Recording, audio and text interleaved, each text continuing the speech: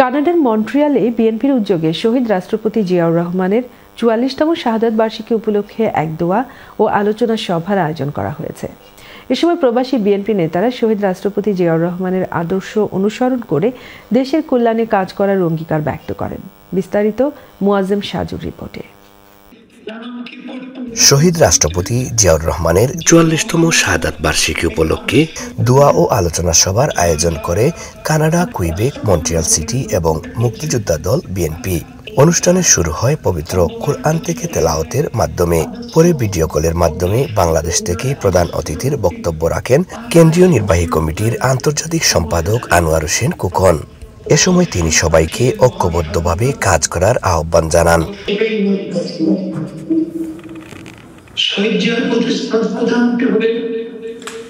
আমাদের প্রত্যেকটি সম্পূর্ণের জন্য নিবেদিত প্রাণ।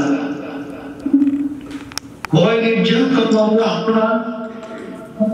ভয় না করে আমরা অতীতে যেভাবে আন্দোলন সংগ্রাম করে ভবিষ্যতেও আমাদের নেতা শহীদ রাষ্ট্রপতির জিয়াউর রহমানের যোগ্য উত্তরসূরি বাংলাদেশ জাতীয়তাবাদী দল বিএনপির ভারপ্রাপ্ত চেয়ারম্যান জনাব তারেক রহমানের উদ্দেশ্যে আমরা আমাদের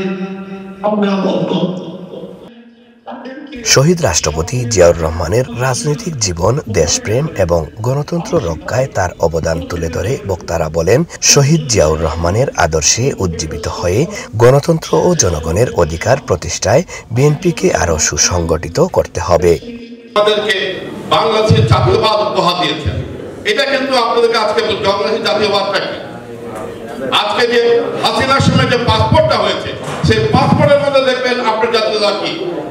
জাতীয়বাদ, বাংলাদেশি জাতীয়বাদ, বাংলাদেশি আমি লেখা থাকি। এটা বাঙালি কালচারের মধ্যে দিয়ে ওইটা কিন্তু ভেদ ছিল, ওইটা 1000 বছর আগের একটা জিনিস।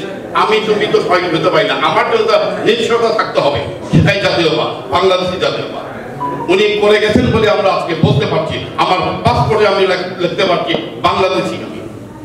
বাংলাদেশের যে ইন্টারিম গভর্নমেন্ট, ওনাদেরকে বাংলাদেশের জনগণ যুগ যুগ ধরে এই ক্ষমতায় থাকার জন্য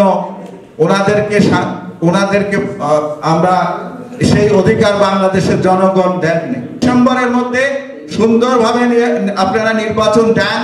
আপনারা জানেন বিএনপি খুব ভালো করে 16 বছর 17 বছর আন্দোলন করেছে। বিএনপিকে আপনারা আন্দোলনের পাঠাবেন না।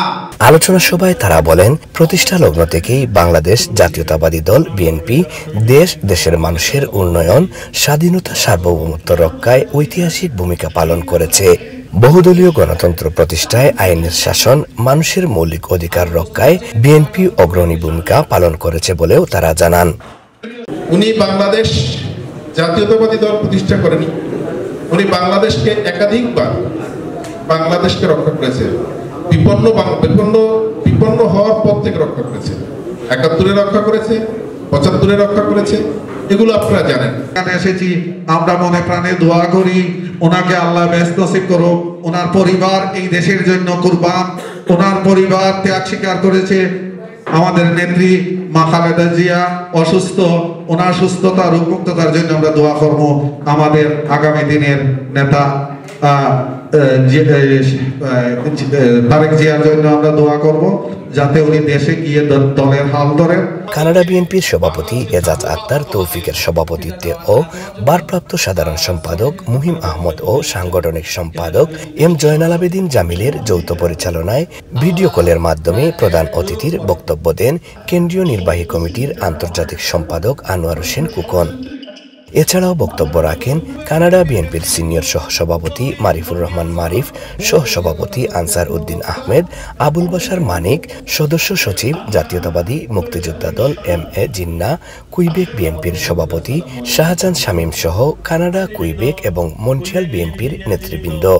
আজকের শহীদ রাষ্ট্রপতি সহ বিএনপির সকল বর্ষীয়ান নেতৃবৃন্দ যারা দুনিয়া থেকে চলে গেছেন, তাদের আত্মার মাগফিরাত কামনা করছি।